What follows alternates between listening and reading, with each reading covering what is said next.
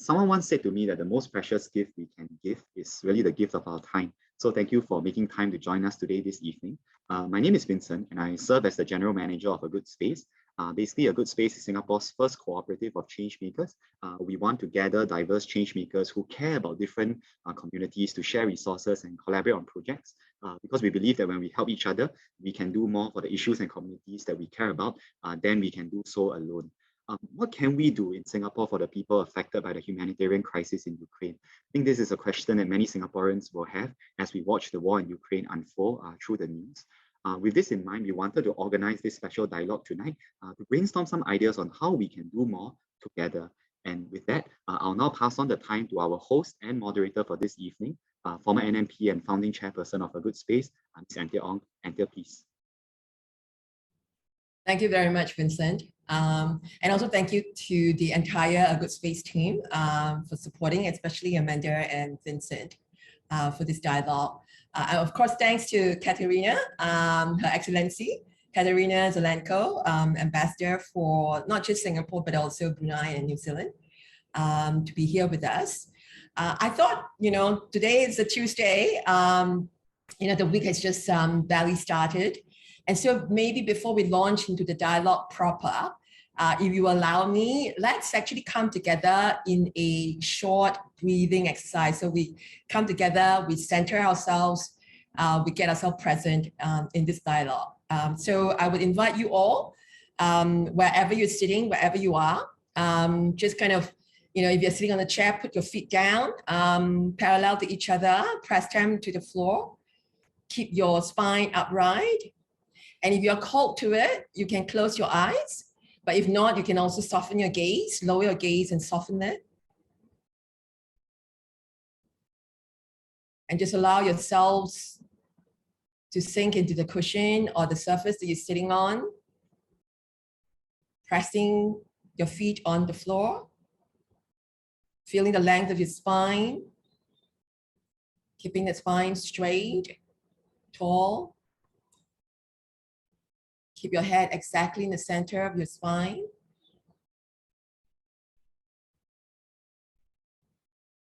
Allow yourself to drop your shoulders without collapsing your chest. Allow your shoulders to move away from your ears towards the floor. Feel that release of all the pressures, whether from a long day, long week, or a long month and a half. Someone like Kateryna.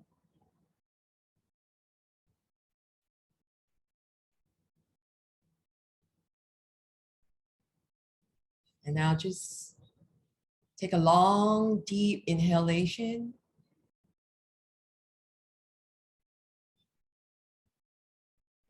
And slow and complete exhalation. Doing that through your nose. Breathing in long and deep.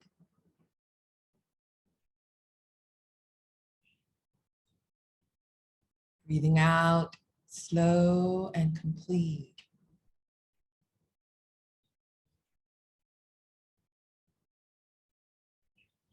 On your next cycle, as you breathe in, think quietly in your mind.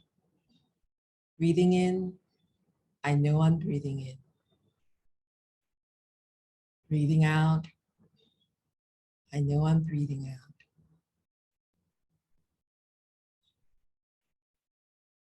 Just do this on your own for 3 cycles.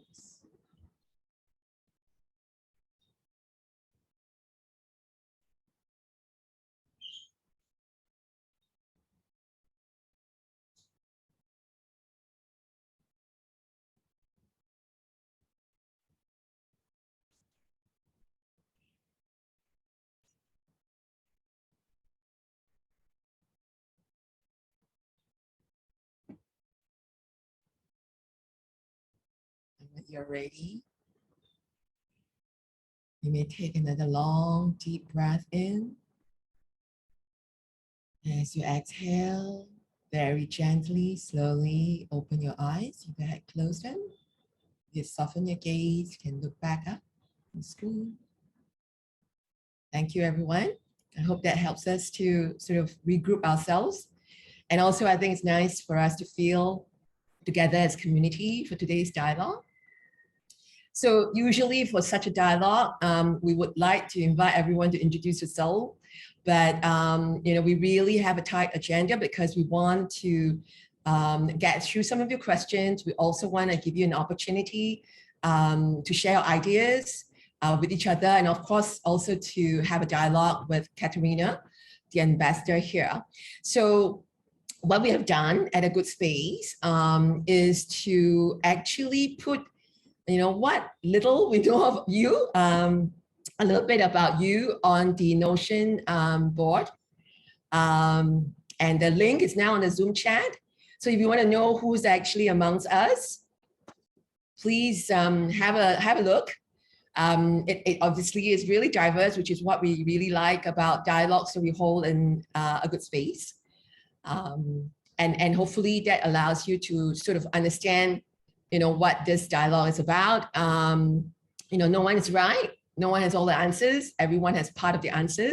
So that's why we've come together. Now, can I also invite those of you who are called to now to, if Amanda or Vincent can share the Mentimeter.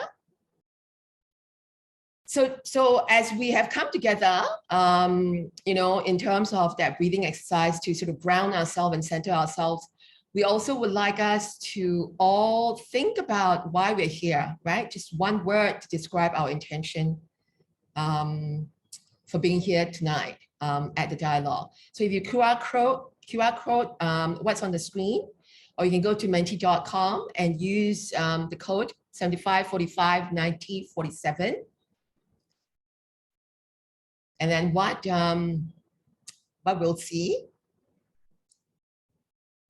is a word cloud of good. Let's show that. If you miss us, the menti.com information is right on top of the screen. And so that also gives Kateryna and myself, me as a moderator and Kateryna as a guest, to know why we're all here. Good. Really wonderful to see that some of you are here to learn, support, to understand, and want to be involved. You want to heal. I think that's a really powerful word, to heal. All right, so we'll go straight now into the dialogue. And if I may ask you, since we, we will not know what these intentions are, if you want to, I don't want to say that you must, if you want to change your name on Zoom and put in bracket your intention for tonight, that'll be wonderful, especially when you go into the breakout sessions later. All right, so Vincent had mentioned earlier why we want to organize this dialogue. And he had talked about A Good Space being a cooperative of change makers. So some people would maybe ask, what do we mean by a change maker? And the literal meaning obviously is someone who change coins, right? But the term change maker that we use here is really one that was first coined by Ashoka, the world famous nonprofit organization that looks into social entrepreneurship. And change maker is really someone who is taking creative action to solve a social problem, right? So that's kind of how we define change makers in A Good Space, and actually pretty much around the world. Ashoka also defines a change maker as being more than simply doing good. It's actually about being tenacious about the greater good, right? So I think for today's dialogue, we've heard so much of many change makers in Singapore springing into action to show our support and solidarity to the people in Ukraine, whether it's the 13-year-old boy who plays chess, to our famous street artist, Yu Chong, doing a special art piece to raise funds for Singapore Red Cross that will be sent and distributed to Red Cross Ukraine. In fact, after my meeting with Kateryna some weeks back, on her request, I also reached out to some of our largest theatre groups like Wild Rise, Necessary Stage, Pandemonium, and Singapore Repertory Theatre, and they've all begun to raise awareness for this humanitarian crisis through their running shows. Adrian and Tracy Pang of Pandemonium even went all out to do a repeat streaming of their sellout production, Dragonflies, about refugees to raise funds for the Red Cross as well. So these are obviously commendable efforts, and we hope, and I hope that we can continue to see more of them, not just for the people of Ukraine, but right now that's the most important group that we want to focus on, but also for the many humanitarian crises around the world, even as we continue to do and support our people in Singapore. But I'm sure you also agree with me, which is why you're all here, that there is no power stronger than collaboration, right? Especially when we can organize ourselves and come together for the greater good that we talked about, to be tenacious about the greater good, especially when we cooperate with each other, really what a good space as a cooperative is all about. I think our impact is almost certainly amplified and multiplied when we come together, especially given the diverse strengths that we have here. Vincent and the team showed some of these strengths. Not to mention that I think it feels good not to have to do this alone, right? To know that we are part of a community sharing the same passion for this cause for humanity. So today we are really here to ideate, discuss, expand on your ideas. Some of you I know have already started on some ideas to support the people of Ukraine. So this is a great platform to do that. And hopefully we can do that to support some of the options that the team will put out there, whether it's through Singapore Red Cross that of course aligns with Red Cross Ukraine, UNHCR, and some of this will be also put out, and also even directly to a hospital in Ukraine. Now, before we get into the dialogue, I just want to share that this is not a political conversation. We will focus this dialogue on the creative and concrete actions that we can take collectively. I also ask for you to hold the values of respect and curiosity for this evening's conversation, so we keep this space safe for everyone. All right, you had seen the agenda. We'll start off first hearing from Her Excellency Kateryna Zelenko. We'll have a Q&A session. We'll try to address some of your questions, and then we'll invite you to break into small groups to discuss your ideas with each other to start multiplying, amplifying your impact. Vincent will brief you on that. And then we'll all come back to the main room, and both Kateryna and I will also have a discussion about some of the ideas that you have come up with. I do urge all of you who can to stay with us till the end so that we can collectively do an intention and prayer circle for our brothers and sisters in Ukraine. Now I'm gonna pass the floor to Kateryna. So previously, Kateryna was the spokesperson for the Foreign Ministry of Ukraine, and also she's worked as a diplomat in Austria and Germany before being appointed by President Zelensky as the ambassador of Ukraine to the Republic of Singapore on 14 November 2020. So she's been with us through the pandemic here in Singapore. And I think I will now invite Kateryna to share with us what's the latest situation in Ukraine that we here as change makers absolutely need to know, and the kind of support that you think, that you want to share with us that the Ukrainians need, that is important. So Kateryna, welcome. Over to you. Thank you, Anthea. Thank you to the whole Good Space family for this opportunity to talk to you, to address you at this critical juncture for my country.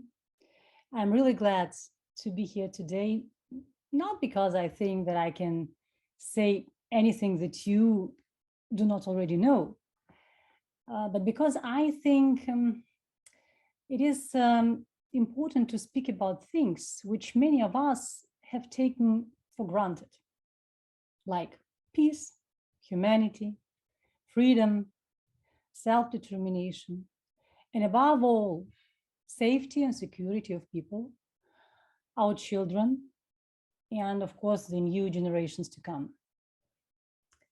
Apparently, the time has come where we need to protect these values and principles. Now, there is no denying the fact that there is a full-fledged war in the very heart of Europe. And this is one of the most devastating international armed conflicts since the Second World War. Thousands of Ukrainians have lost their lives over the first months of this terrible war. We have reached the 3.8 million mark in terms of movements of people out of Ukraine to the neighboring countries. These women and children are eager to return home once the peace is restored. 3.5 million Ukrainians became IDPs, and more than 12 million people in Ukraine already need humanitarian assistance. Essentially, we seldom know time of absolute peace. In the modern world, wars are almost constantly going on somewhere. But if we look precisely into the scale and magnitude of this ruthless attack against Ukraine, as well as analyze the common history of Ukraine and Russia, utterly misread by Putin, we will inevitably recall an old famous Latin quote, "Civis pacem para bellum." If you want peace, prepare yourself for the war. And let me say it from here today, this 2000-year-old wisdom is now more relevant than ever. I am definitely not warmongering. All sane people hate war and pray that their country will never be engaged again in any armed conflict. Ukraine wants peace too. My country has never in its history attacked any other sovereign nation. Russia's war against Ukraine is a great tragedy at tremendous magnitude, as it poses a serious threat to the rules-based order, to the UN Charter and international law. This is also a test of our capacity for collective action, as well as a test of our common humanity.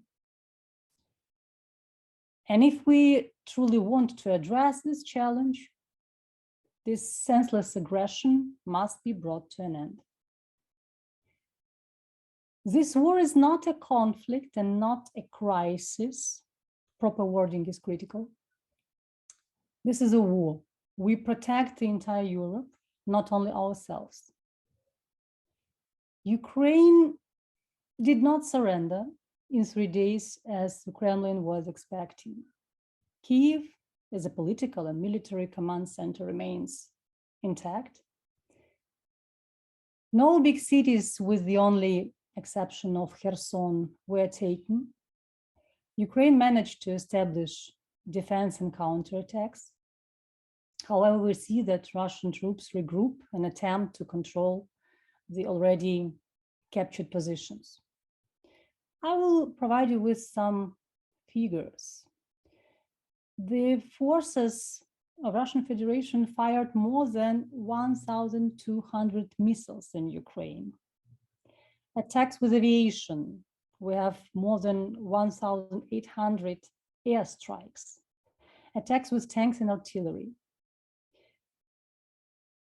Russian warships shell the coastline. Ukraine's coast of the Azov Sea now is temporarily blocked by Russia. There is an air advantage for Russian troops, and they actively use it by attacking military positions and civilian objects and infrastructure, killing dozens of civilians daily, bombing Ukrainian airports. Russia's air power raises serious security concerns. And of course, Ukraine needs support in defending its sky. Otherwise, the threat would expand to other countries. Several towns were temporarily occupied. Some are attacked and besieged on the ground, with severe damage to residential areas and numerous casualties among civilians. The most effective cities are Kharkiv, Mariupol, Mykolaiv. Intensive fighting left vast areas of Ukraine mined. Russian troops plant mines in the previously seized Ukrainian territories, leaving them even in the children toys. We face cyber attacks and fake news campaigns on a daily basis, aimed to sow panic in Ukrainian towns and cutting off Ukrainian citizens from the official information sources. Thousands of Ukrainians have lost their homes. We are cautious with the numbers because while we are speaking, these numbers are growing. Every day of this war aggravates the humanitarian situation further and further. According to UNICEF, 1 month of war in Ukraine has led to the displacement of 4.3 million children, more than half of the country's estimated 7.5 million child population, including more than 1.8 million children who have crossed into neighboring countries as refugees, and 2.5 million who are now internally displaced inside Ukraine. According to the Prosecutor General's Office of Ukraine, 143 children were killed by Russian shellings, and 216 were injured. No one greets Russian troops in Ukraine. In the towns temporarily under control of Russian troops, the Ukrainian population is actively protesting against them, literally trying to stop the tanks with bare hands. Kremlin attempts to conceal truth about the war and real losses of the Russian troops in Ukraine. These losses are also tremendous. Still, the truth cannot be hidden. There was an interesting case on the 21st of March as one of Kremlin's propaganda media published the information that the Russian authorities have admitted the loss of 9.9 thousand in manpower and 16,000 wounded. This information was subsequently deleted from the web page. However, many journalists and observers could make screenshots and just see that the stated losses of 1.3 thousand in the official outlets do not correspond to the reality. This terrible and senseless war will also inevitably have a massive global impact. The accelerating spike of food prices, energy prices, food shortages, our corresponding insecurity threatens to further destabilize fragile societies, increase hunger, and drive migration.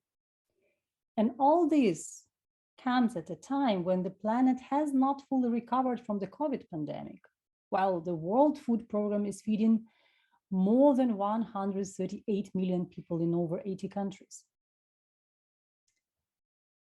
In these days, many Ukrainian cities are in ruins, and the hearts of many are still simmering with mourning. It will be very difficult one day to regain the simple joys and hopes that make life worth living, a famous quote of Winston Churchill. We know that every religion teaches us humanity, love, and care. In fact, being human is our first identity, so we must comprehend humanity in everyday lives as it is the reason behind our existence. That is why it is just unacceptable in the 21st century to see parents powerless as their babies dying of lack of water or basic medical care, mothers compelled to look for food without any access to the humanitarian corridors. And boys and girls deprived of their childhood because they are forced to become adults ahead of time. Ukraine is a peaceful nation. We've never started any war. And we see that we really need to be prepared if others wish it. We shall do anything possible to stop this senseless violence, but also do our part to build a world of peace where the weak are safe and the strong are just. Hence, we keep defending our land and laboring on toward a peaceful solution. Can Putin be stopped? This is the most popular question these days. The answer is yes. In order to achieve this goal, Russian troops must be defeated. Anything less will merely create a temporary pause before the next attempt to destroy Ukraine. For the international community, this means declaring total economic pressure on Russia while dramatically increasing arms deliveries to Ukraine and supporting people on the ground in their humanitarian need. My message today is, we Ukrainians have a good right to count on the joint efforts of our partners and like-minded nations. The efforts of the people of goodwill across the globe in our common fight for lasting peace, rules-based order, freedom, and justice in Europe and in the world. The world should come together. And humanity must be that North Star which guides us on this journey. Thank you. Thank you, Kateryna. And we give you our love. We know it's been a tough month and a half for you and your team here in Singapore. So we're very grateful that you've given us your time to be here. I will now go into just sharing some of the questions that have been posed by some of the participants here before we open the floor to anyone who would like to ask questions. So if I may, you can ask questions on the Zoom chat and I'll pick them up. If you haven't actually raised them in your registration, or you can raise your hand and then Vincent and Amanda can help cue me and I will, let you speak once we have gone through some of these questions. So Kateryna,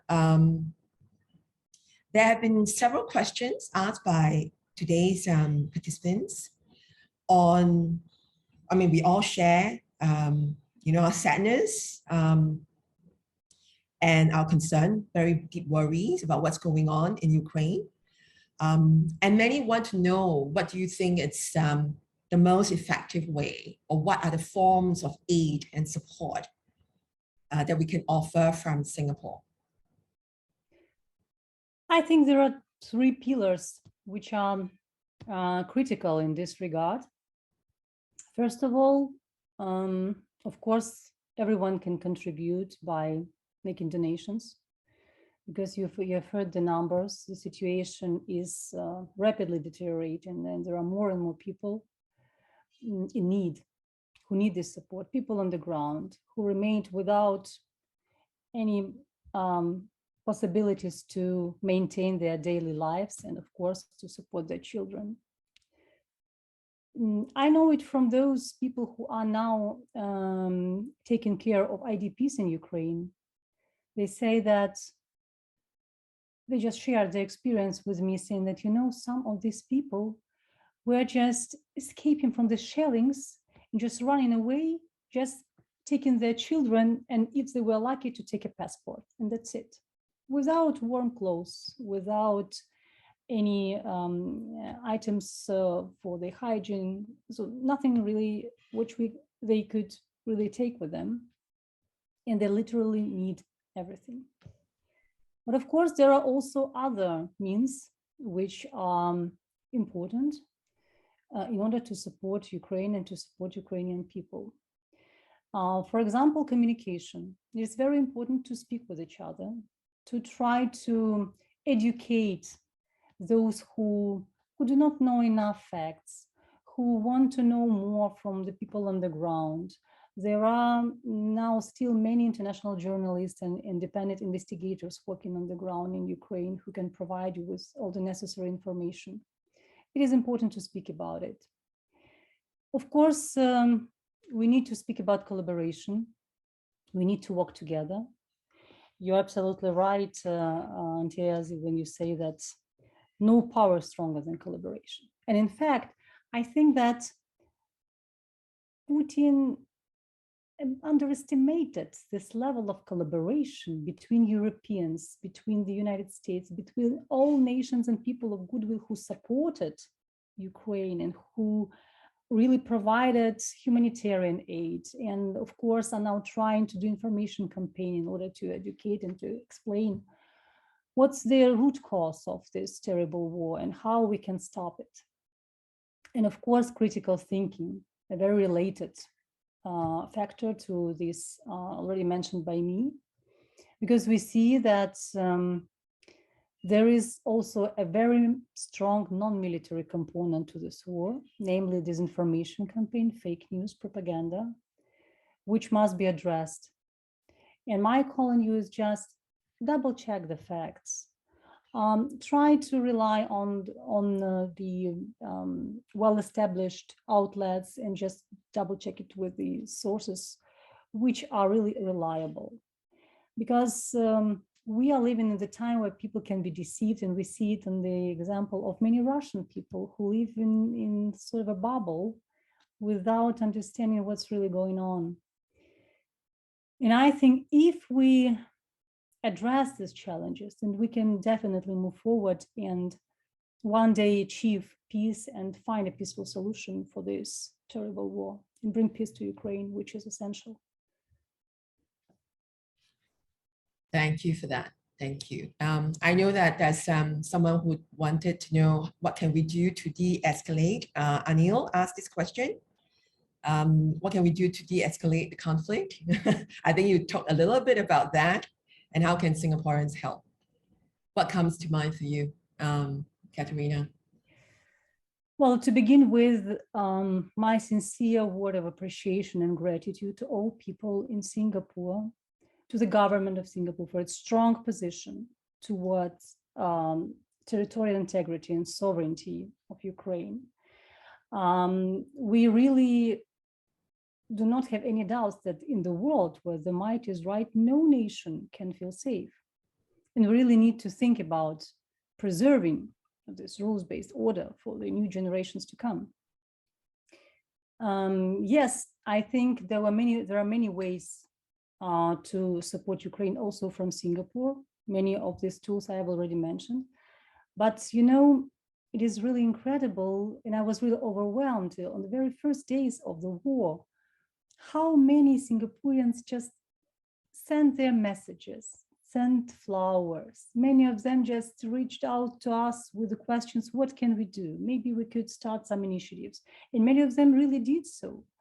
And we've been privileged and lucky to deal with good friends and partners who really see that it is impossible to stand aside and just not to do anything, seeing these sufferings of people on the ground in Ukraine.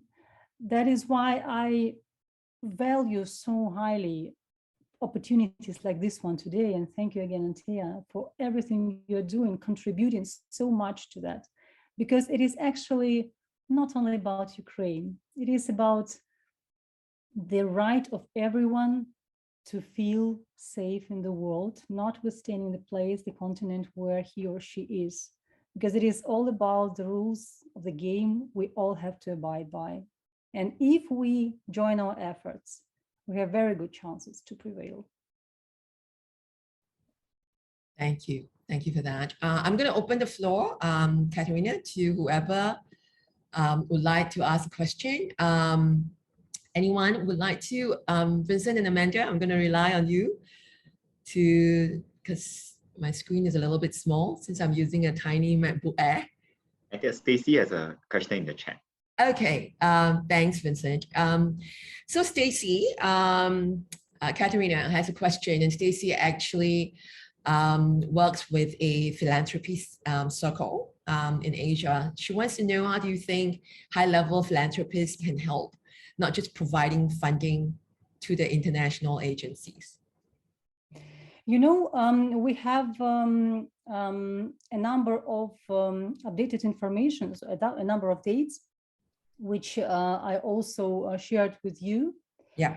And we will provide all our participants with all this information concerning the ways what could be the targeted support for some places in Ukraine which urgently need assistance and aid.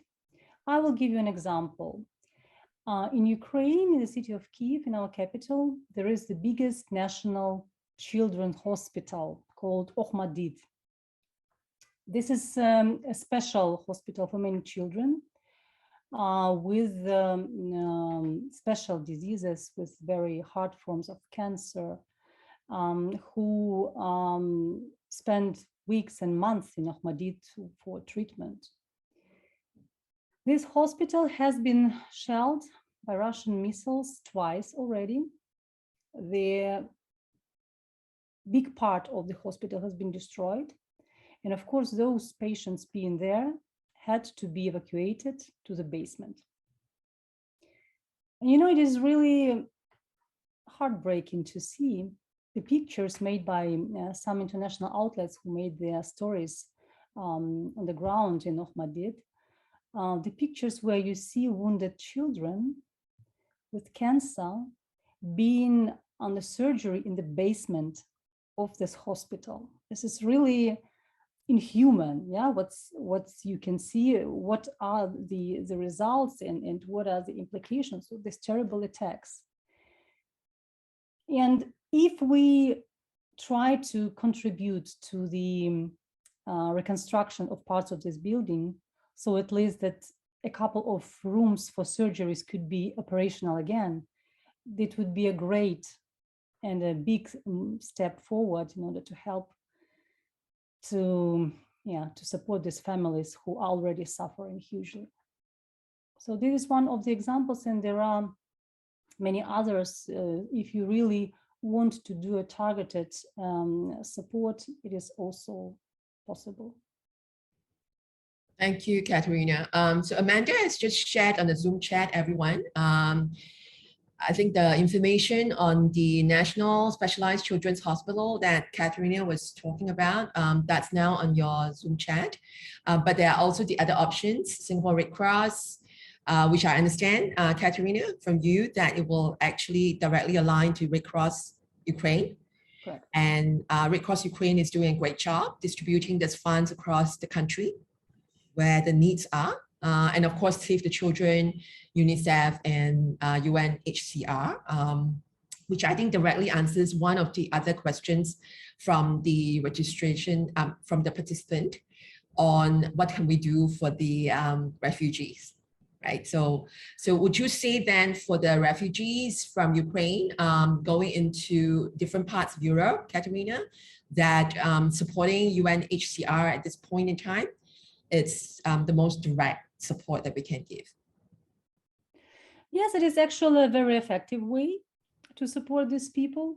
As I mentioned, there are more than 3.8 million people who left Ukraine now, mostly women with children. You know, Ukrainian men may not leave Ukraine. They need to stand behind and fight.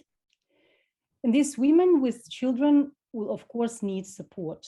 We do not know what would be the end game, and we do not know how long this war will continue. It means that those who are currently staying in the neighboring countries, in the EU countries, like Poland, Romania, Hungary, they will definitely need support, because the children will one day go to the kindergarten, to school, It means that additional support is needed in terms of manpower, in terms of financial support for educational entities in these countries.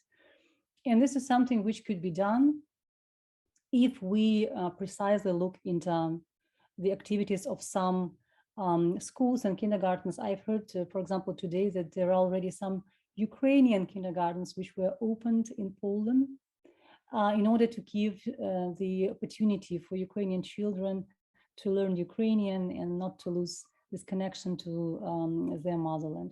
So many ways to support them. Of course, we also have issues with those people who are now traveling to these countries on their way, which is also hard to ensure safe transport for them.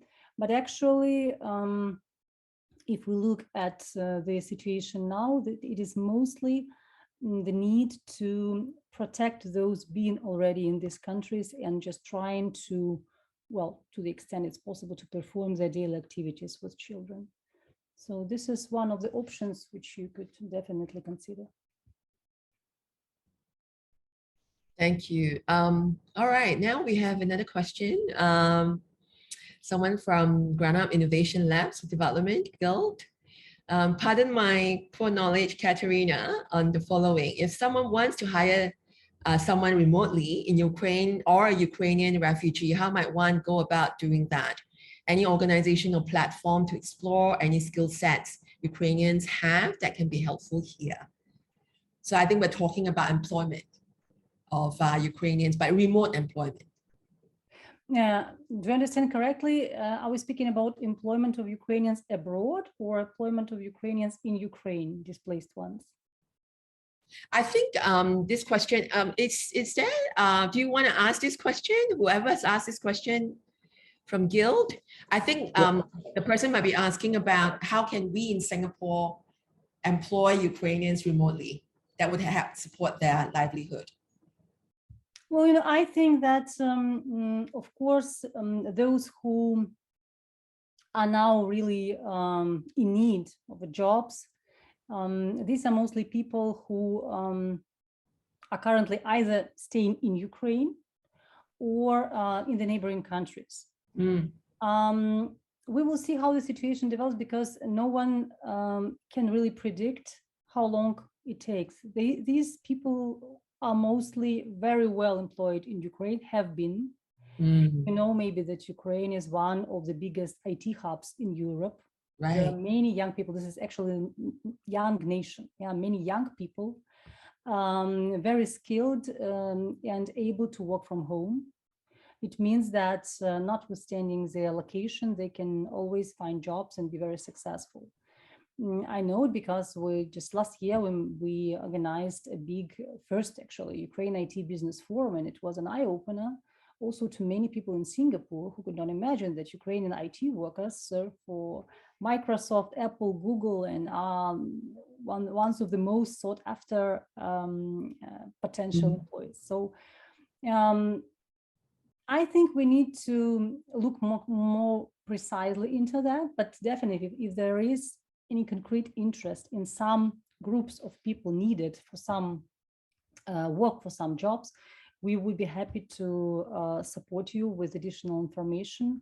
I think it will be decided on the country by country or case by case basis. I think this is the best way to do so. Okay, we hear you. That's great. Yeah, you got a thumbs up from the representative from Guild for your response to the question. I want to open now to our participants tonight. Is there anyone who would like to put forth a question for the ambassador? Anthea, Lauren has a question, then Adrian has 3. Okay, where's Lauren's question? Maybe Lauren, if you'd like to unmute yourself. Yeah, Lauren. Hey, Lauren. So Lauren, the CEO of Resilient Cities Network. And thank you for being here, even though you're dealing with a COVID-19 situation at home, Lauren. So please go ahead, ask the question. Thanks, Anthea, and thank you so much, Kateryna, for sharing so openly with us. My question was about the cities in Ukraine and what your city leaders may need and your city administrations may need to sustain themselves through this very difficult time, and what they might need to prepare for recovery, because the mayors and city leaders in our network would be very happy to lend their expertise and resources if that's useful. Thank you. This is a very important question, actually. You know, it depends. It depends on the cities. It depends on the place where they are located, because there are different types of challenges now. Starting with those tremendous ones in the besieged cities like Mariupol, where more than 80% of the houses have been already destroyed. And the city is completely cut off from electricity, gas, water, power. So people are completely without connection. By the way, my cousin lives in Mariupol, and my last talk with her was on the 3rd of March. So we do not know if she and her partner, if they are alive, where they are now. No one knows it. So it is really unbelievable. And in such stories, there are thousands of them. So if we speak about such cities, I think that the utmost priority is really to save lives of people, to provide the possibility of passing through the humanitarian corridors, which is a huge problem nowadays, because only some people managed to find a safer place through the corridors, but we also have terrible stories about the shellings which started once people started passing through these corridors, where the whole families were killed, including children and elderly and parents. So that is why it is, of course, terrible. And I think that for such cities, the utmost priority is just to survive. If we speak about other cities in other regions, they are also challenged by a big number of IDPs, those who moved from especially critical parts of Ukraine to the, let's say, well, more peaceful regions, although you cannot feel safe anywhere in Ukraine now, because as you have seen in the news, also the western parts of Ukraine have been already shelled with missiles. Lviv has been shelled twice already. This is the last region on the way to the Polish border. It's around 100, even 80 kilometers from Poland. So that is why it is really hard to speak about safety in any of the cities.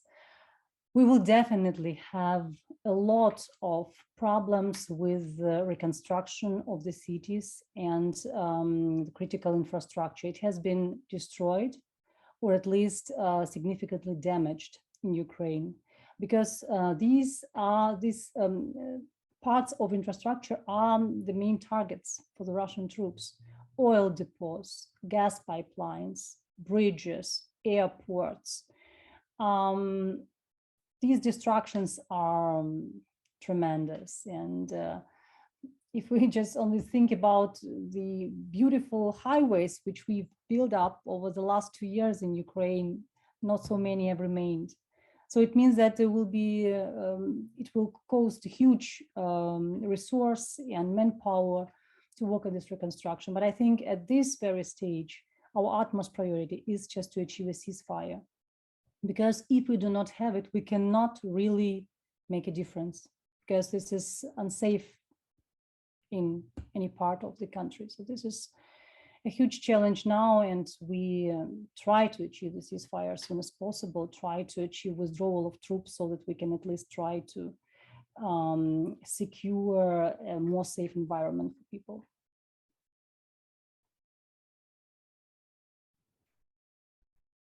Thank you for that question, Lauren.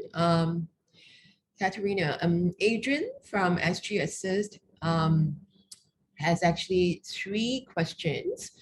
One is, do you think it would help if we have a hotline for Singapore for people who want to call to address the questions and lead them to sort of confidently donate, what they can do to Ukraine. So that's one. The second is that there are people who prefer to donate directly instead of through these agencies. And I think we've heard also from social media that some people are simply booking Airbnb so that it goes directly to the Ukrainian citizens and residents. So is there a way to find out who and how we can support these smaller charities or ground-ups in Ukraine? So that's the second question. And the third is, other than monetary, is there any way of providing any sort of mental health support remotely through sort of a, hotline support, counseling support that we can do from here as well? Good questions. First one with hotline. There is already hotline. This is Embassy of Ukraine to Singapore. We established it in order to receive calls and requests from those who really want to donate, want to support Ukraine, but also for those who need additional information and details on how it works in Singapore, what are the means of providing additional help. We really have been already contacted by many nurses, psychologists, people willing to support people on the ground and go to Poland, for example, to assist those volunteer groups who are now dealing with Ukrainian refugees. Speaking about donations, I think we have already mentioned it. We will provide you with the additional information on some initiatives and projects which could be also interesting for you if you want to donate and do not want to do it exactly through the humanitarian organization. So there are different means everyone can find the most appropriate one. And speaking about mental health, yes, I think this would be a big issue, especially for children. I think, if you are familiar with these mental health issues, it is critical to start treating mental health issues as soon as possible, because especially with children, because they may not all the time go through these thoughts, go through these memories after they have maybe witnessed or seen violence or destructions or explosions, shellings. We already have such problems with children. I think last time I heard about it, 2014, as Russia started war in Ukrainian Donbass, and those children who came from Donbass to Germany, where I was posted in the embassy for treatment in the framework of some humanitarian projects made by charity organizations. These children at the very beginning had a huge problem with sitting still if they hear that a book is falling down, because they started to hide themselves under the table, thinking that yet another explosion is coming or shelling is coming. And these are exactly the same stories we are hearing now from those children who are now in Poland, who left Ukraine. It means that they will definitely need this treatment. Of course, there is a question on how we can provide this support from Singapore in terms of the translation of the language. Because of course, not every child can speak English and can understand it. I think it is worth considering that maybe there will be some initiatives that could support Ukrainian-speaking experts or specialists on the ground in Poland who can then provide this help. I think this is the best way and the quickest way to reach out to these people in need. Yeah, but thank you for asking this. This is a big issue. Will be a big challenge. Yeah, thank you. Yeah, I mean, just the trauma care that is needed would be just phenomenal, that we'll have to look into. Is there anyone who wants to raise a question before I read the one from Matilda? Anyone want to sort of ask before the breakout? Okay, maybe one last question while you all think about it. So Kateryna, Matilda asked if you could share if there are certain English media agencies that are more reliable for people outside Europe to keep informed, about the situation in Ukraine. Like, I think it is good. Given that this information, I think we all are aware is growing. Yeah. Yes, okay. I think you can always check information with the big information agencies who have their representatives working on the ground in Ukraine. I think there are journalists from BBC, CNN currently being there, Reuters, and of course, international independent investigators like the Bellingcat, who has already made a tremendous job in Donbass, bringing the evidence and the cases which proved that even in the case of MH17, we all remember this tragedy, how hard it was to find all the facts, but these were the investigators who helped a lot. So they are also there. You can always look at their coverage. I think this is the best way. And it's always, from my experience as a spokesperson, I know it's always good to check the information and the dates with 2, 3, or even better 4 sources, so that you can find the most reliable one. Yeah. Thank you. All right. Please do not rely on Russian outlets. Please. This is my Yeah. my I think that's why Matilda asked about English media agencies. Okay. There's one from Wei Hong, who herself is in this sector. She would like to know if you, Kateryna, if Kyiv Independent is reliable. Kyiv Independent? Yeah. Well, I know a couple of very good professional journalists there, so why not? Okay, because she said that she came across that and then saw an appeal for funds from them. I think if you see such appeals, it is also critical in such times. You can also see many cases of abuse of such information, or the scammers are also very active now.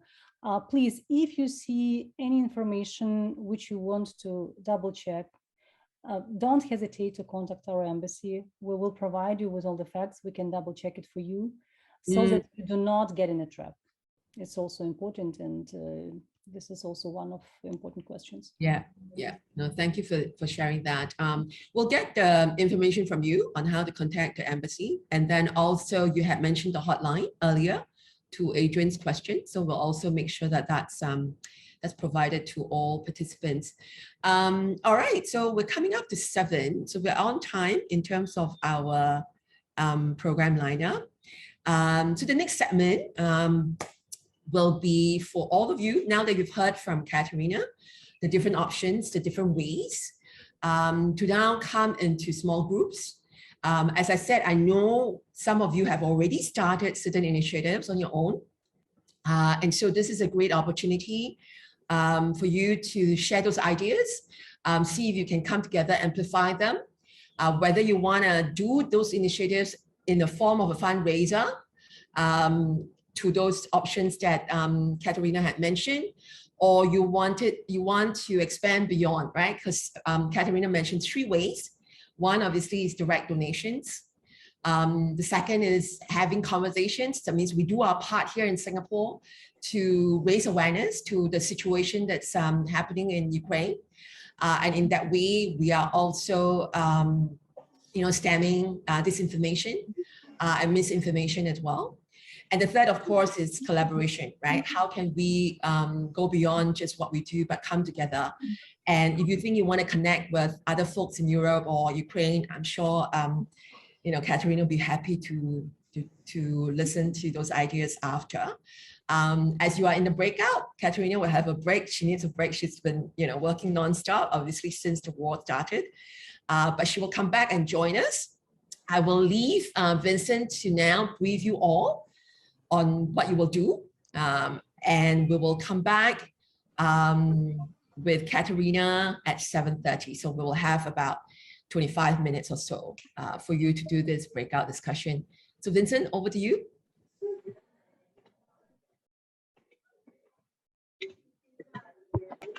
Thank you, Anthea, and thank you, Ambassador.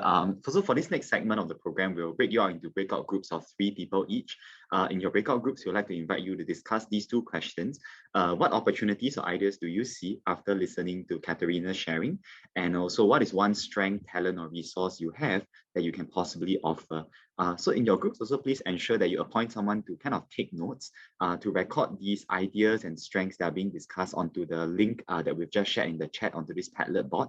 As Anthea mentioned, we will have kind of a moderated session after this breakout group segment to invite the ambassador to share her thoughts on some of the ideas. But because we might not have sufficient time for everyone to share, so please help to document these ideas so that we can still go through them after the dialogue. So without further ado, I will open the breakout rooms. I think there are some rooms that are kind of 2 people instead of 3, but we will come back in about maybe 20 minutes or so. Then you will receive a kind of automated note that will prompt you to come back to the group. So we will open all rooms now. Thank you. Enjoy your discussion. See you back here. Welcome. Hello, everyone. Welcome back. So we clearly had some attrition, as with this breakouts often have. So it's become a cozy group, which is great. So you get a more intimate, personal conversation with Kateryna and myself. All right. So this segment is going to be about 10 to 15 minutes. We've seen some of what you've shared on the Padlet, but given that it's a small group, so Vincent, would you like to, Amanda, would you like to show the Padlet, or do you want us to just have folks share? Vincent?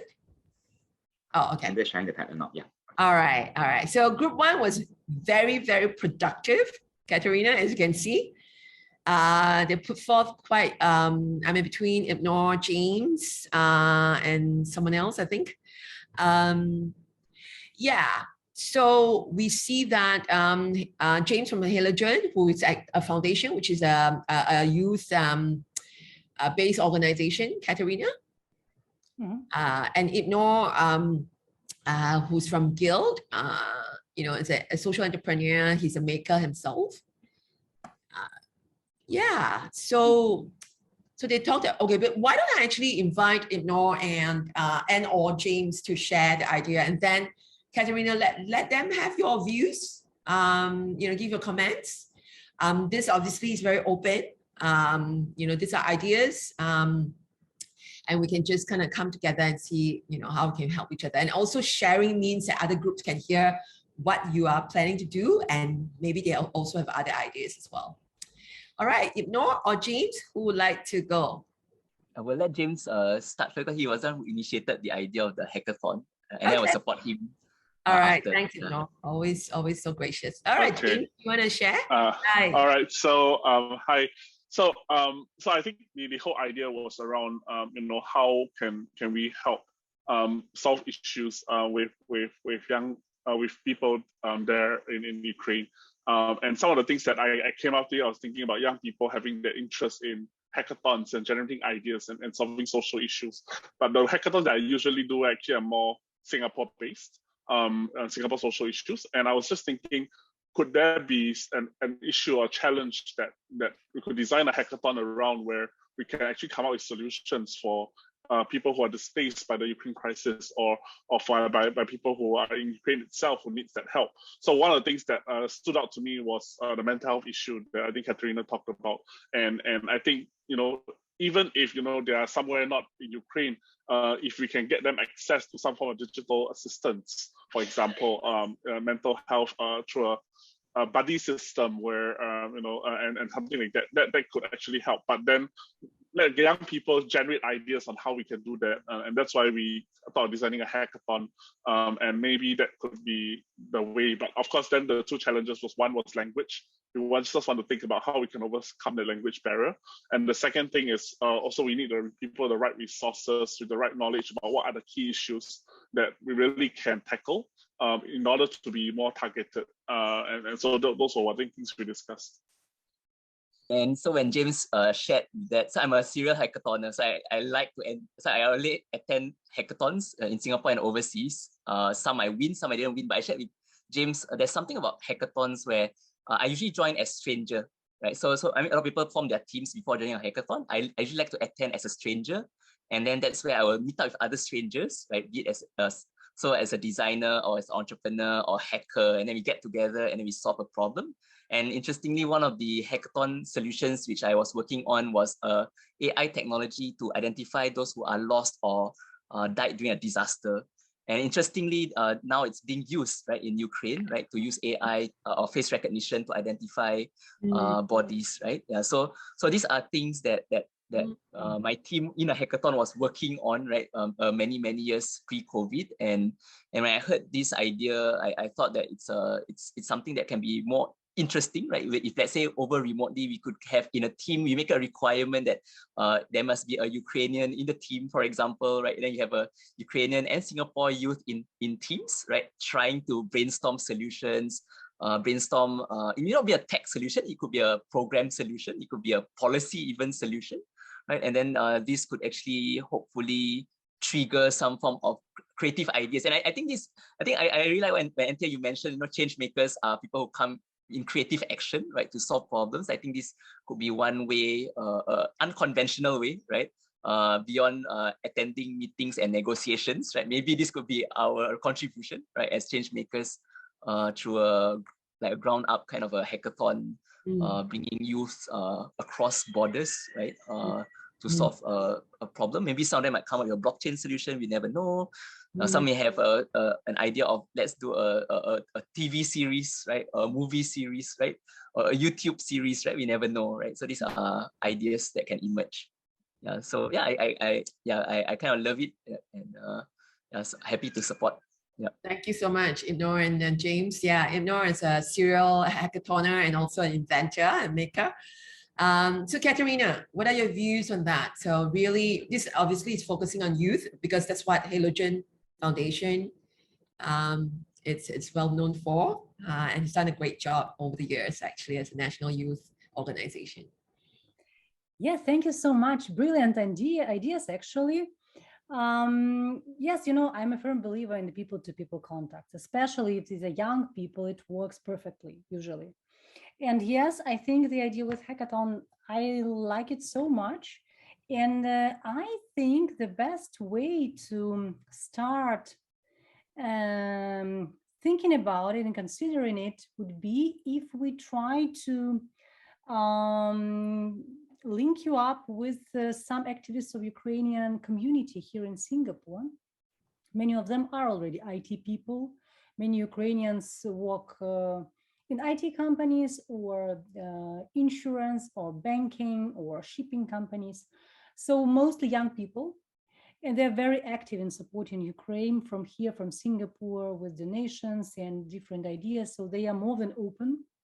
I think we could really try to put you together with them so that you could hammer out these ideas together. And thank you again for it. Speaking about mental health, yes, I think at least we could reach out to those who need this support, who are already adults and speak English. So if we target the English-speaking audience of adults, it is also highly valuable. And that could be a good idea. I only need to think about the target groups. Where should we take them? Those who are now in Poland or those who are staying in Ukraine? Because I do not know that we could have some groups of these people in Singapore. No, I don't think so. Most of them are concentrated in Europe. Yeah. But let us just think about it also. And I think we could also try to speak about it with our activists of Ukrainian community here in Singapore. Maybe they have already someone who is in need and who has already approached Yeah. these questions, and that could be a solution. Mm. Yes, young people, different formats, different forms of getting together, online webinars, I don't know, really watching movies together, everything possible. It is very welcome. I think there are many ways to do it. And actually, if we speak about, yes, mental health or other projects or initiatives, how to support these people, I think if we focus on arts, on creation, on such things, they do not need translation, actually. Yeah? If we all just make some painting or something, or do an app or some service which could be used by those in need, that could also be an idea, and they do not really need to be good in English. They can just use it like that. So many elements to consider, many interesting ideas. I think let us just do the first step in this direction so that we link you up, those of you who are ready to start working on that, with a couple of reliable people from Ukrainian community in Singapore. That's wonderful. I'm so happy to hear that. I think that's a great idea, Kateryna, to ignore and James's suggestion. Maybe we can start with our Ukrainian friends here. And I think that's a first step, right? And through them, maybe they can bring on other folks to join in that collaboration.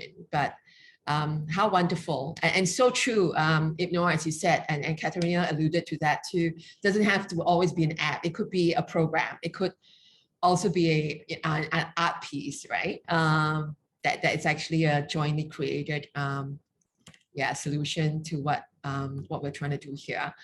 Thank you for that. Let's go to the next group.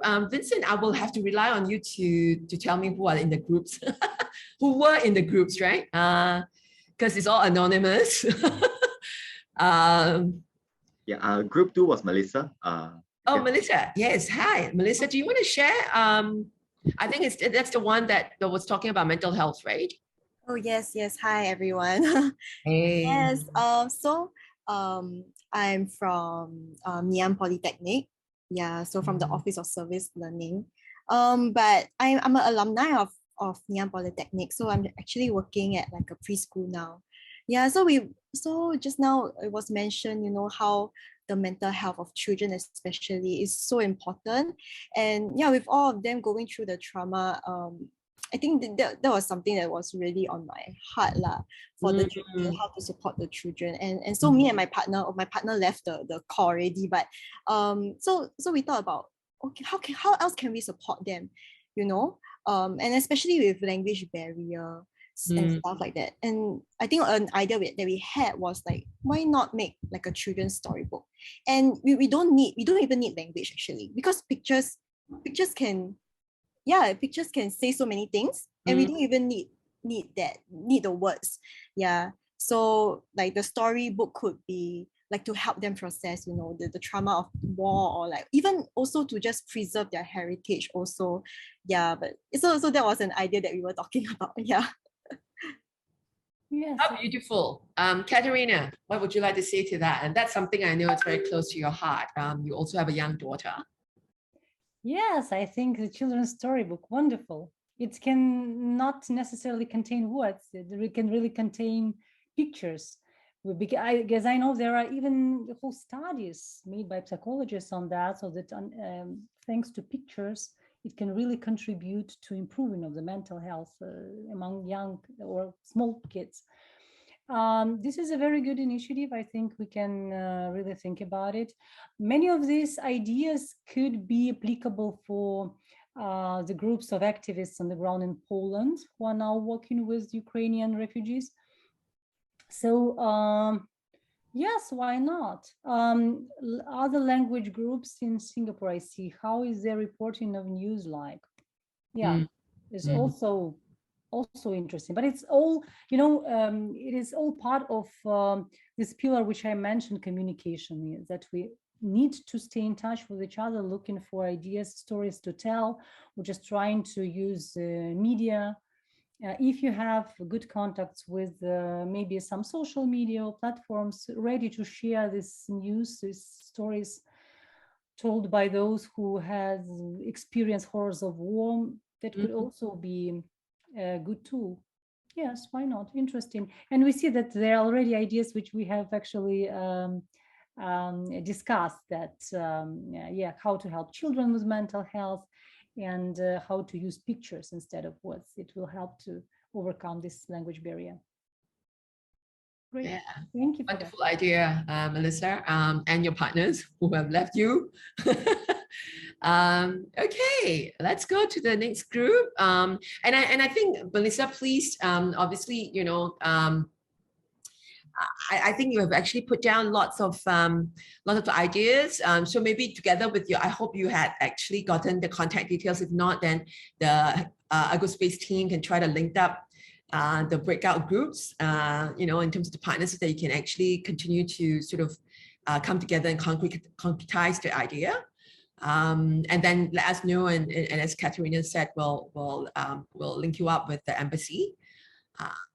And also with the Ukrainians who are living here. Okay, let's go to group 3. So that's Eva. Eva, hello. Are you still here? Eva, do you want to share your idea? Hello. Hello. Hello. Our youngest participant here, and herself already a very established entrepreneur and designer. Okay. If not, you definitely should include Eva too in your hackathon. Yeah. Oh, am I just doing my part, or do I do everyone's part? Just whatever you discussed in the group, if you can. Okay, what we discussed was I'm doing a project on the side where I want to do an NFT to raise funds for Ukraine. So I can show you the example of what I've already done. And it's quite simple. There's not much else to it, but yeah, that's the essence of what we thought of. You guys can join in if you want. Yeah. Okay, who else were in the group with you? Eva is very modest. So Adrian and myself, Evelyn, we were also in the group. Hi. Yeah, so Eva, you know, told us about NFTs and we were so blown away. And she's doing this on her own. And collectively, we were just talking about the ideas that we had. For myself, we are looking at collaborating with an aphasia organization in Poland to fundraise for refugee shelters that they are already supporting.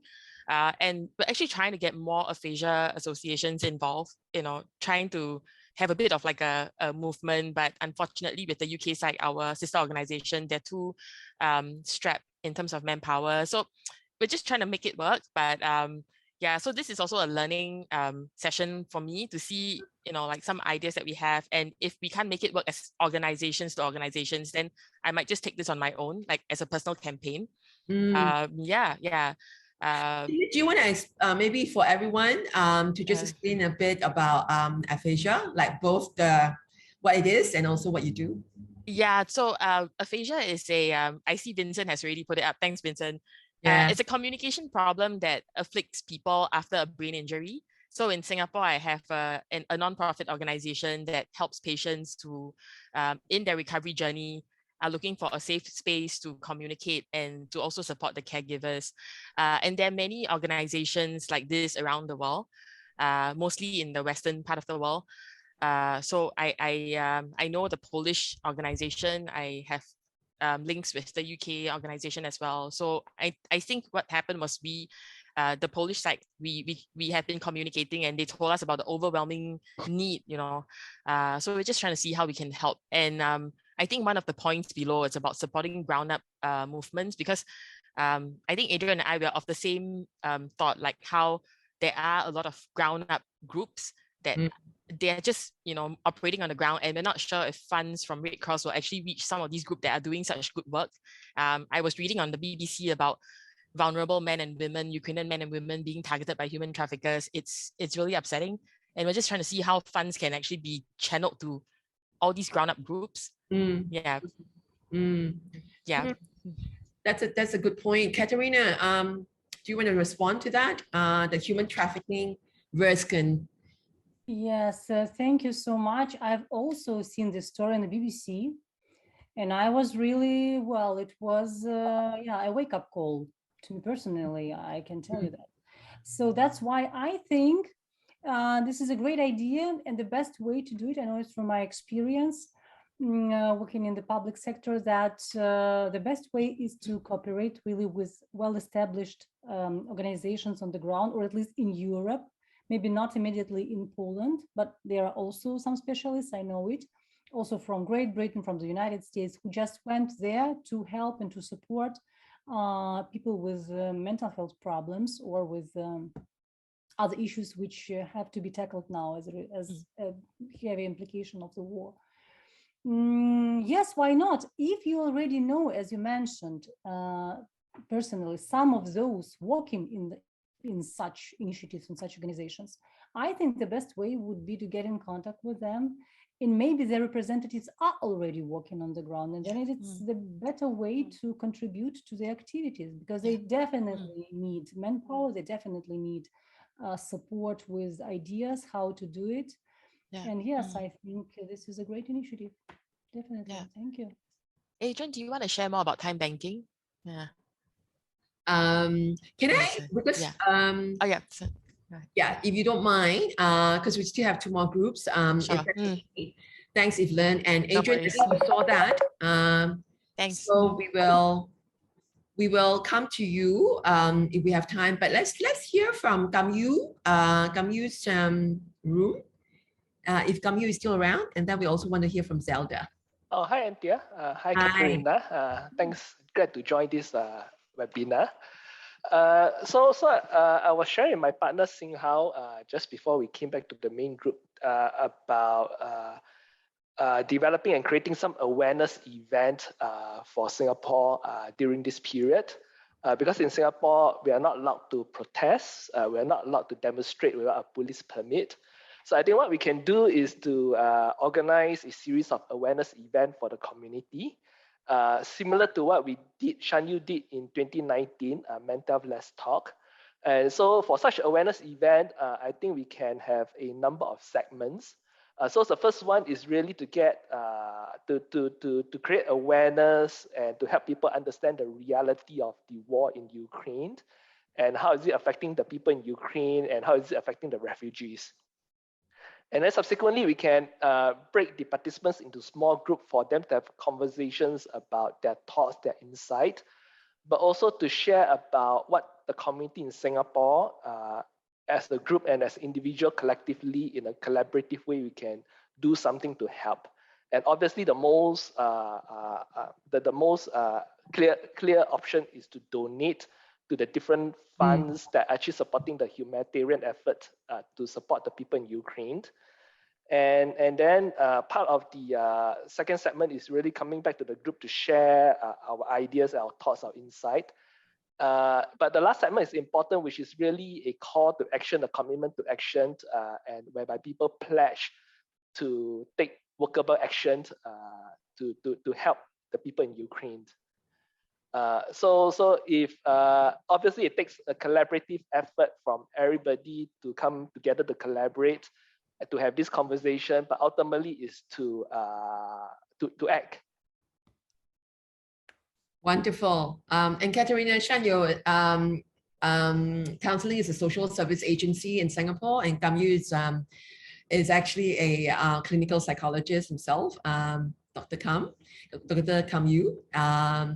I think that idea of raising awareness is really what Kateryna was talking about earlier, right? The second level of having conversations. So Kateryna, would you like to respond to that idea? Yes, thank you so much. I appreciate this idea. You know, raising awareness is one of the most critical activities we can really perform here in Singapore, speaking with people, educating, bringing examples, trying to bring those who really have become victims of this horrible war and of these attacks, who could speak. But again, we always need to think about the target groups, so that all of them are English speaking, so that we do not have any language barriers. And if we streamline these initiatives or these events in the proper way, I think it can be a really great thing. You can anyway count on me if I can be helpful, or if I can participate in such events or in such discussions and talks, I'm at your disposal, because it is actually also my aim to speak with people, to speak with those who are interested, who want to know more, to learn more, and to understand themselves what is the root cause of this problem and how can we tackle it.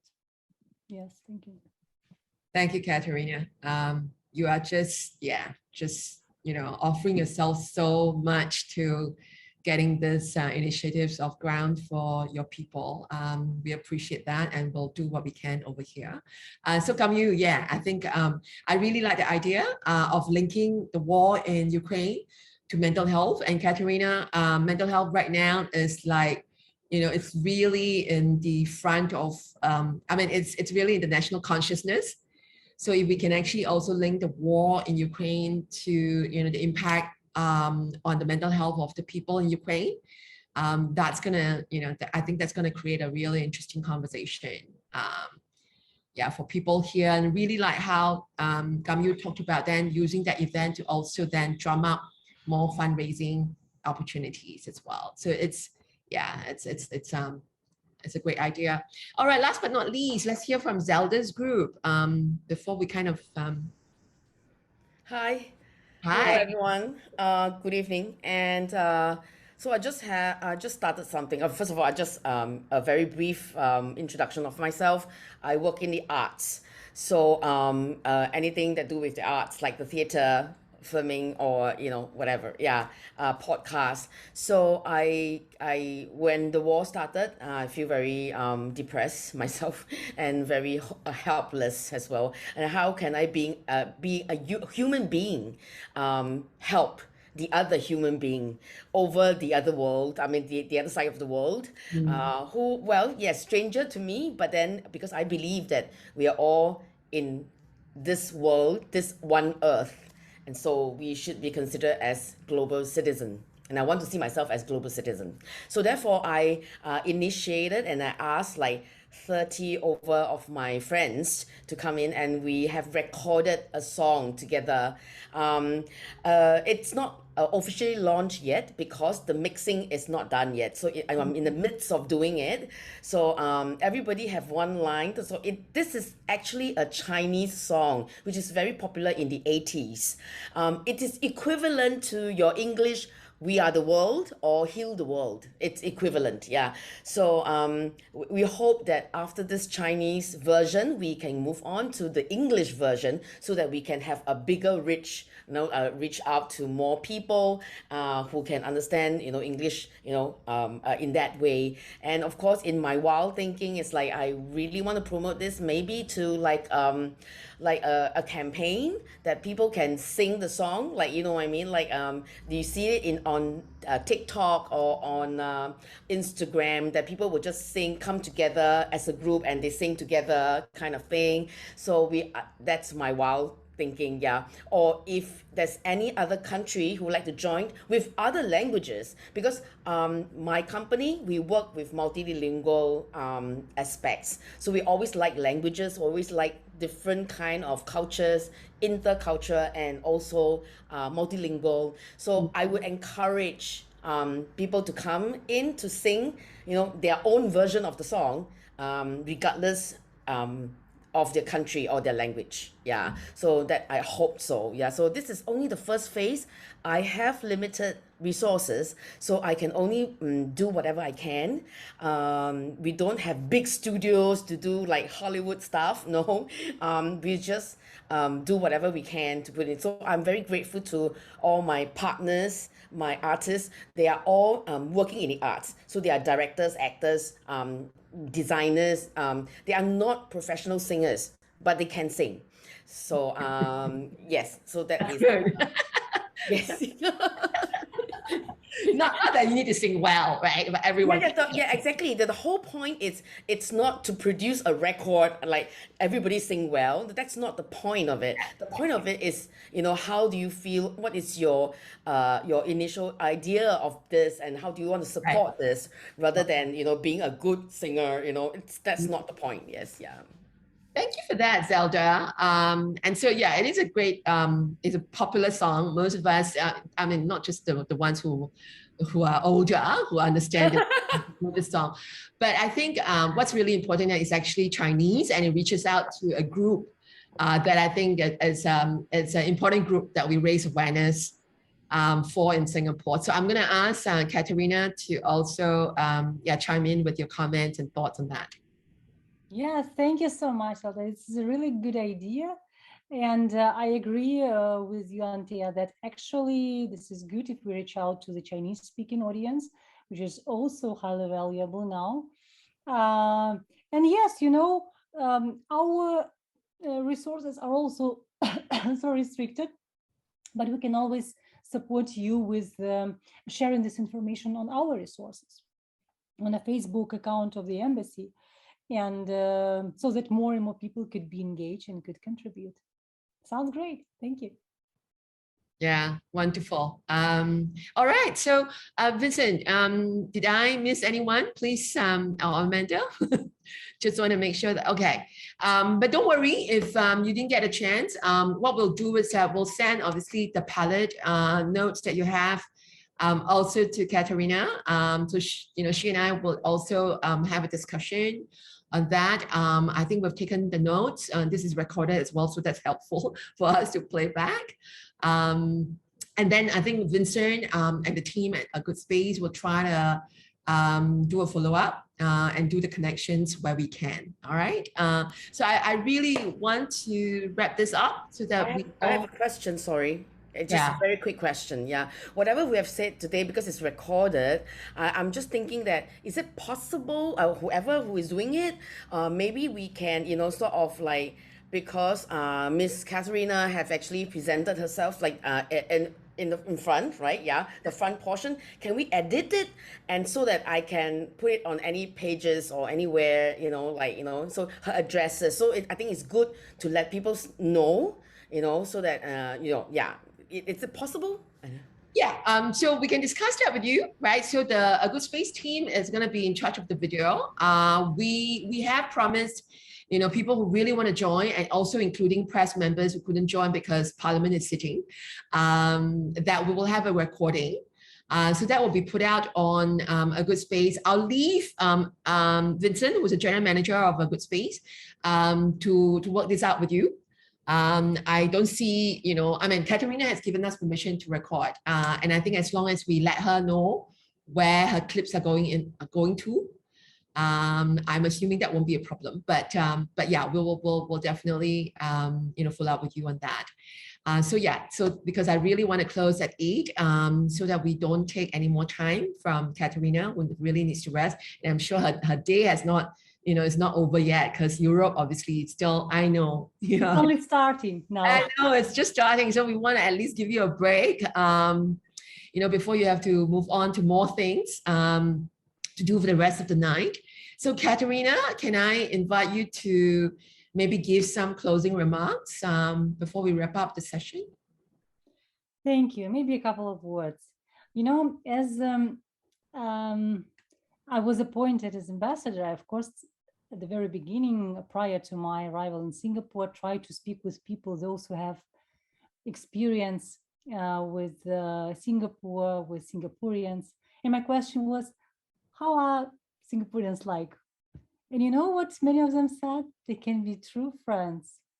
And now as we just spend 2 hours exchanging views and then speaking with each other and sharing our insights, I think this is very true, that you guys can really be true friends. And thank you so much for supporting Ukrainians, people on the ground in Ukraine or in the neighboring countries who are now suffering from the war.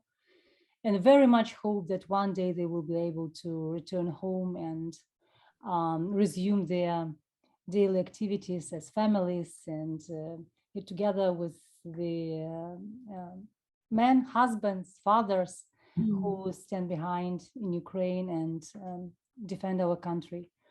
Many thanks to you for that. I can only say that I'm really happy seeing that we all clearly understand that what is going on in Ukraine, it's not only about Ukraine, it is really about every one of us, because we all wish for our families, for our loved ones, a peaceful and safe place to live and to raise our children.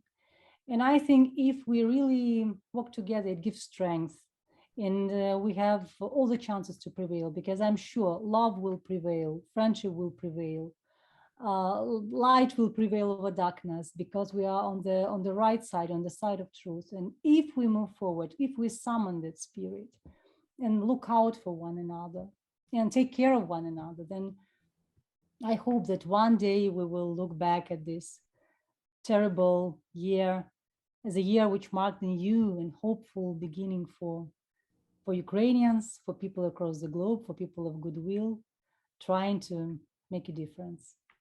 Thank you. Thank you, Kateryna.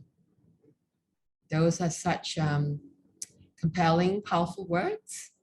You know, and I think it's such a great way to wrap up this very special dialogue of heart, of care, and I think also of our common humanity that's brought us together. So the last part of this whole dialogue is a very simple one. The team is going to put out Mentimeter again. So I invite you to respond to this. This is going to be our sort of intention prayer circle. And we hope that what we put in there, we will obviously, you know, send it over to Kateryna, and Kateryna can find a way to send it to, you know, your people in Ukraine to know that we're thinking about them. So once again, scan the QR code or go to menti.com and put in a thought, a prayer, or intention that you have for the people of Ukraine. You know, there are no strangers. They are just friends we haven't met. So let's do that as a quiet moment to wrap up this dialogue. And Kateryna, feel free to join in. Yes, why not?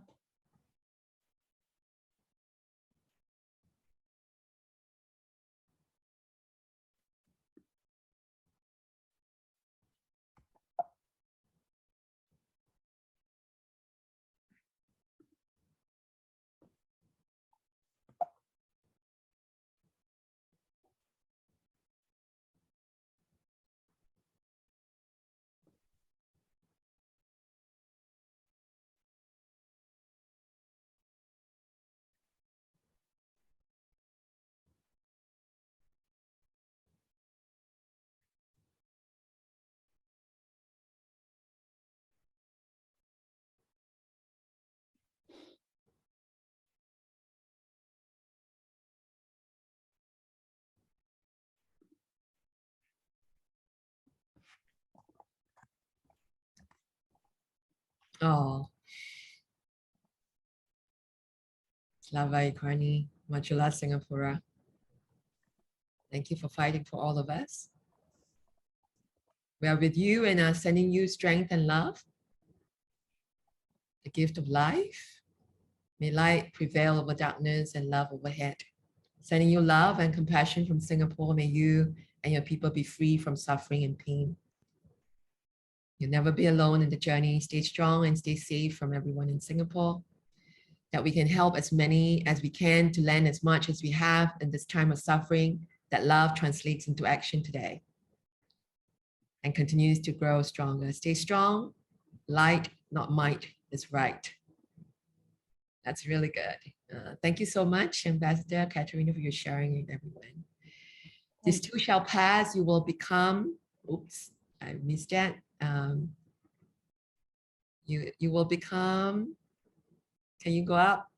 Whoever's operating the slide, you too, this too shall pass. You will become stronger.